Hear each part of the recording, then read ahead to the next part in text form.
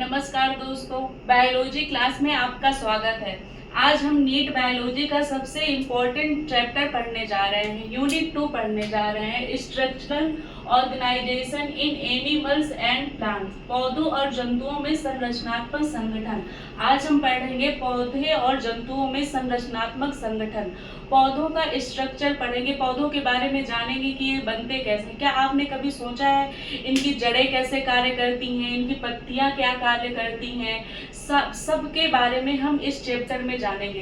क्योंकि एनिमल्स की भी संरचना के बारे में मैंने लिखा है, एक ही क्लास में पूरा चैप्टर पढ़ाना पॉसिबल नहीं है, इसलिए मैंने इनको अलग अलग पार्ट में बांटा है। आज की क्लास में हम सिर्फ पढ़ेंगे morphology of flowering plants. Morphology of flowering plants के बारे में, मतलब फ्लोवेरिंग प्लांट्स की बाहरी संरचना के बारे में पढ़ेंगे। फ्लोवेरिंग प्लांट्स का मतलब होता है पुष्पीय पौधा, ये पुष्पीय पौधा होता है। आज हम इसकी बाहरी संरचना के बारे में पढ़ेंगे। पार्ट 2 में हम पढ़ेंगे इसकी आंतरिक संरचना के बारे में। उसके बाद हम एनिमल्स के बारे में पढ़ेंगे कि उसकी संरचना कैसी होती है। ठीक है, तो हम पढ़ेंगे कि फ्लोवेरिंग प्लांट्स के मुख्य भाग कौन कौन से हैं। फ्लोवेरिंग प्लांट्स के मुख्य भाग जड़, तना, पत्ती, फूल, फल, बीज, इन सब के बारे में आज हम इस क्लास में पढ़ेंगे। तो मेरे पढ़ाने में जो भी आपको कंफ्यूजन हो, आपको समझ में ना आए, तो आप कमेंट में जरूर बताइए, मैं उससे अच्छा पढ़ाने की कोशिश करूंगी। ठीक है, तो चलिए शुरू करते हैं। पढ़ेंगे जड़ के बारे में। जड़ का क्या कार्य होता है, वे कैसे काम करती है। तो जड़ जो होती है वो मिट्टी के अंदर पाई जाती है। जो जड़ हमारी होती है वो पौधे में मिट्टी के अंदर पाई जाती है और ये पौधे को पूरा सहारा देकर रखती है। जड़ के द्वारा ही पौधा मतलब खड़ा रहता है। जड़ में ही भोजन संग्रहित होता है और जड़ में भोजन और खनिज लवण प्रदान करती है। ठीक है, जड़ जड़ दो भाग होते हैं। जड़ के मुख्य दो भाग होते हैं, एक मुख्य जड़ होती है और एक रेशेदार जड़ होती है।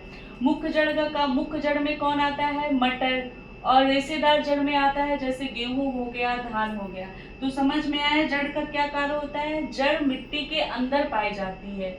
जड़ हमारी जो होती है मिट्टी के अंदर पाई जाती है और ये पौधे को सहारा देती है। इसके कार्य क्या होते हैं, पौधे को सहारा देना, भोजन संग्रह करना पौधे के लिए, ये इसके कार्य होते हैं।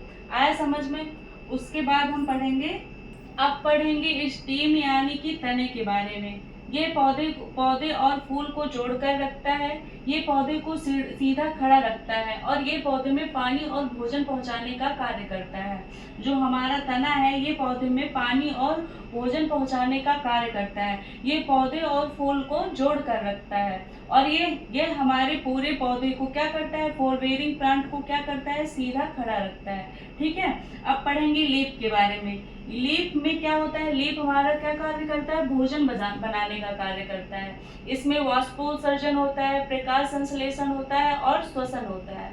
ठीक है, अब पढ़ेंगे हम इसमें। ये फल अंडाशय से बनता है और ये बीज को फैलाने का कार्य करता है।